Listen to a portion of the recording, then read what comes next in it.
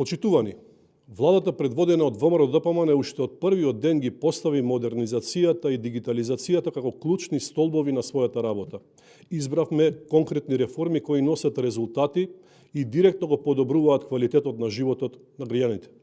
Една од тие реформи е системот Безбеден град, проект кој е целосно усогласен со европските стандарди и со приоритетите на Европската Унија за подобро управување и поголема безбедност на патиштата.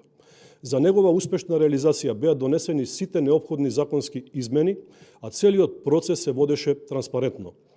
Владата уште од самиот почеток ја информираше јавноста дека системот најнапред ќе функционира во пробен период кој започна на 1 декември минатата година. Првите резултати од тестирањето јасно покажаа со каква состојба се соочувавме.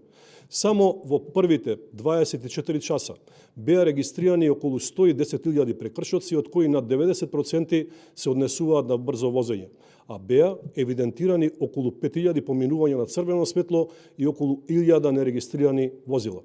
Овие бројки се силен показател дека ваков систем беше неопходен. Но уште во вториот ден од пробниот период беше видлива промената.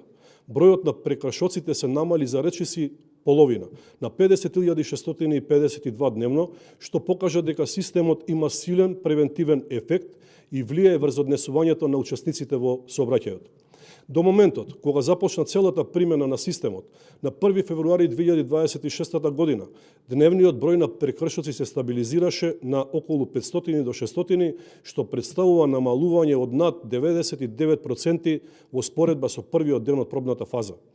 Главната цел на Безбеден град е да се спасуваат човечки животи, да се намали бројот на тешки сообраќајни незгоди и до 2030 година да се преполуват смртните случаи и сериозните повреди на патиштата. Системот првично беше воведен во Скопје, Тетово, Куманово и на коридорите 8 и 10, а потоа се имплементираше и во Велес. Минатата недела беа поставени камери на автопатот кај Ново село во општина Дебарца, додека паралелно започна и неговото постепено воведување во Охрид. Најважно од се е што денес зборуваме за резултати, а не за ветувања. Во првите 5 месеци од примената на системот, бројот на загинати лица во сообраќајни незгоди е намален за 40%, од 55 загинати во истиот период минатата година на 33 оваа година. Почитувани, владата предводена од ВМРО-ДПМН останува цврсто посветена на заштитата на безбедноста на граѓаните и на спроведување политики кои даваат конкретни резултати. Денес веќе зборуваме за мерливи резултати. Намалувањето на бројот на прекршоци на жртвите во сообраќајни незгоди покажува дека реформата ја исполнува основната цел спасување човечки животи и создавање побезбедни патишта за сите граѓани. Владата ќе продолжи со проширување на системот Безбеден град и со инвестиции во современи технологии кои ја унапредуваат главната безбедност, затоа што безбедноста на граѓаните нема алтернатива. Нашата обврска е да градиме држава во која законите важат подеднакво за сите, а секој граѓанин ќе се чувствува посигурно и побезбедно.